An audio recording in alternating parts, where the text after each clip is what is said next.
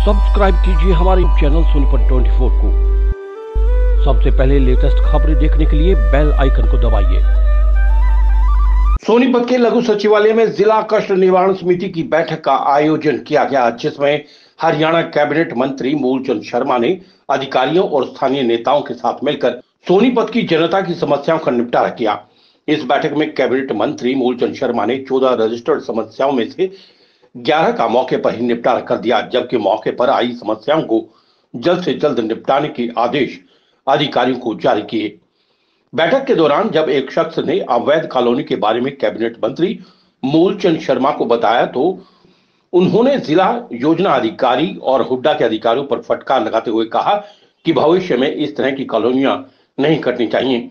ये मनोहर लाल खट्टर की सरकार है, किसी को डरने की जरूरत नहीं। अधिकारी अपना काम निडरता से करें। वहीं मूलचंद शर्मा के साथ में बैठे हुए स्थानीय कांग्रेस विधायक सुरेंद्र पंवार की और इशारा करते हुए उन्होंने कहा कि सुरेंद्र को भी पता है कि 2024 में हम सरकार बनाने जा रहे हैं। आज 14 ग्रीवेंस में जो 14 शिकायत थी, 3 पेंडिंग है और 11 का हल निकाला है। टोटल 14 शिकायत थी। कोई इरिगेशन से थी, कोई बिजली बोर्ड से थी, कोई आपसे जमीन की, कोई कब्जे की, एमसीएफ से थी।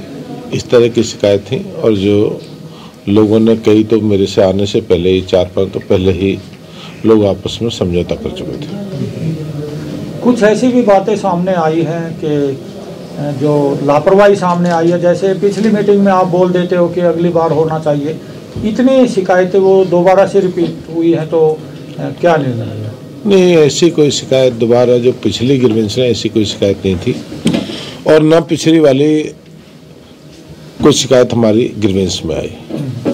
और जो भी ग्रीवेंस में ये कि जो भी अपनी जिम्मेदारी तय करें, अगर जिम्मेदारी के साथ अधिकारी तय करेंगे।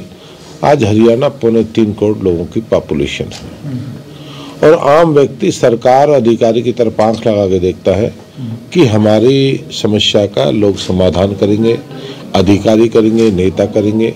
उनका भरोसा विश्वास लोगों में कायम रहना चाहिए कि जब कोई बात कही जाए उसको पूरा करने का काम करें। पटवारी हड़ताल चल रही है, इस प्रकार से कांग्रेस हर घर और घर घर कांग्रेस को लेकर एक अभियान छेड़ रही है और दूसरी तरफ सेल्जा, यानी कि दोनों का गुटबाजी साफ दिख रही है। फिर भी लगातार 2024 में जीत दर्ज करने की बात कर रहे हैं। देखो, ना तो मुझे उनकी गुटबाजी से बीजेपी को लेना, वो 4 रहे, 5 रहे, 7 रहे, और कांग्रेस में संगठन नाम की कोई चीज नहीं है और कांग्रेस के तो अपनी ढपली अपना राग है और विपक्ष का काम अपना काम है, वो अपना काम करे, सरकार अपना काम करेगी।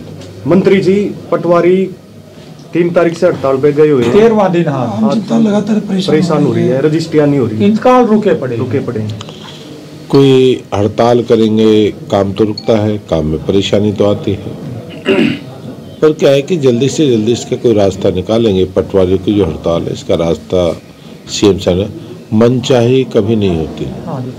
हर आदमी अपनी मनचाही कर ले कि मैं धरने दे के करूँगा, मैं ये करूँगा, ऐसा कभी नहीं हुआ करता। उनका ये कहना है कि सरकार ने अब तक एक बार भी नहीं बुलाया। वार्ता के लिए बुलाना चाहिए। नहीं, पटवारियों को बुलाना, पटवारी को सरकार ने पहले बुलाया है, पहले बात हुई है और दूसरी बार ये हड़ताल पे फिर बैठे, दूसरी बार बैठे हैं और पटवारियों को भरोसा रखनी है, सरकार भरोसा, और रेवेन्यू से जुड़े हुए संबंधित मामले सब पटवारियों के वजह से होते हैं। सर, जननायक जनता पार्टी के साथ अभी आप सरकार है वो चला रहे हो, लेकिन प्रभारी जी ये कह रहे हैं बीजेपी 10 की 10 लोकसभा सीटों पर हम चुनाव है वो लड़ेंगे। क्या कोई बीजेपी अपने दम पर चुनाव लड़ेगी? क्या कोई चर्चा है, हुई है आपकी? नहीं, बीजेपी तब दम पर चुनाव लड़ेगी, दूसरे के दम पर लड़ेगी नहीं। और बीजेपी ने हमेशा 14 में अपने दम पे सरकार बनाई, 19 पे दम पे सरकार, 24 पे अपने दम पे सरकार बनाएंगे और प्रदेश से बनाएंगे, केंद्र बनाएंगे, दम पे बनाएंगे। क्या गठबंधन में चुनाव लड़ेंगे? नहीं, हमने क्या कमल के दम पे बनाएंगे, कमल के दम पे बनाएंगे हरियाणा में सरकार। और जो उनके जो मित्र जी का दौरा था पंचकुला में, जो मित्र के चर्चा हुई वैसी नड्डा जी का दौरा था पंचकुले में, कोई चर्चा हुई कि गठबंधन में चुनाव नहीं लड़ेंगे, अकेले अपने दम पे चुनाव लड़ेगी बीजेपी? नहीं, अपना चुनाव होता, पार्टी हर आदमी अपने अपने काम करती, पार्टी का हर आदमी का अपने लक्ष्य होता। और मेरा एक बात आपके माध्यम से कि हरियाणा में बीजेपी अपने दम पे अब संगठन का काम आज सरकार चलाने का काम है, और संगठन का काम है संगठन पे चुनाव लड़ाना। संगठन लड़ता अपने, हर पार्टी अपने संगठन पे चुनाव लड़ती है, अपने निशान पे चुनाव लड़ती है। और पार्टी क्या है कि जो पार्टी होती है, जब आज दोनों का हमारी गठबंधन है, सरकार में जेजेपी और बीजेपी का गठबंधन है, तो चुनाव होगा तो अपने संगठन के साथ चुनाव लड़ेंगे। लोकसभा और विधानसभा चुनाव भी एक साथ हो सकते हैं। ये संगठन तय करेगा, चुनाव आयोग तय करेगा, चुनाव साथ करने हैं या अलग अलग करने हैं। राव इंद्रजीत जो है आहिर की राजनीति में बड़ा चेहरा माना जाते हैं, लेकिन बीजेपी कहीं ना कहीं संगठनात्मक तौर पर उसको दरकिनार कर रही है। क्या देखते हैं, कैसे देखते हैं? राव इंद्रजीत बड़े नेता हैं, कई बार सांसद, कई बार मंत्री, कई बार विधायक, और परिवार राजनीतिक घराना। हमने तो आज तक देखा नहीं, आपने कैसे कह दिया उनको डाउन करने पे लगे हैं। इन दिनों तस्वीर ऐसी नजर आ रही है। ना, ऐसा कभी नहीं। हमारे सम्मानित हैं, उनका बीजेपी सारे सम्मान करते। राव इंद्रजीत का बड़े नेता है और सम्मानित है, और हमारे बड़े नेता को कभी अपमान नहीं करते। सर 22 तारीख को प्राण प्रतिष्ठा होनी है अयोध्या में, सोनिया ने और राष्ट्रीय अध्यक्ष कांग्रेस ने जाने से मना कर दिया, उसको किस तरह देखते हैं? देखो, कांग्रेस जाए या नहीं जाए, 22 तारीख को प्राण प्रतिष्ठा, भगवान राम की प्राण प्रतिष्ठा अयोध्या नगरी में। सारी नगरी सज रही है भगवान राम के नाम से। कहते एक तो जन्म पे, एक 14 वर्ष के बाद, एक 22 पे। इतनी अयोध्या नगरी सज रही है, और पूरा देश मंदिर। अब नहीं जाए तो इनका कोई इलाज तो है नहीं। अगर नहीं जाए, आपने कहा सोनिया गांधी नहीं जा रही, तो हम पे तो कोई इलाज नहीं जाने, पर जाएंगे जरूर, कांग्रेस आरोप लगा रही है, जाएंगे जरूर।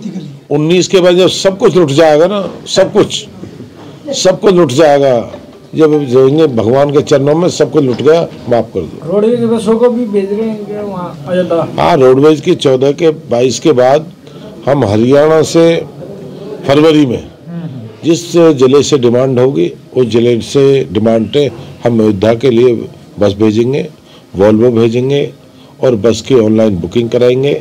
ऑनलाइन के साथ साथ पूरे हरियाणा में जैसे ये जिला वाइज डिमांड होगी, फरवरी 22 तारीख का बड़ा कार्यक्रम है, 22 तक कोई जा नहीं सकता। जैसे फरवरी के बाद आम व्यक्ति के लिए खुलेगा, उसके बाद हम हरियाणा रोडवेज की बस की शुरुआत करने वाले हैं, और जैसे जैसे डिमांड आएगी उसी डिमांड के साथ हम बढ़ाने का काम करेंगे। मंत्री जी, चारों शंकराचार्य हैं, उन्होंने मना कर दिया वहाँ जाने से, जाने से।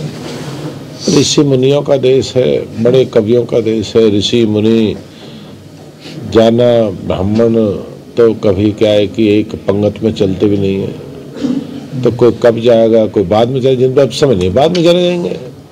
कोई 21 को जाएगा, कोई 22 को जाएगा।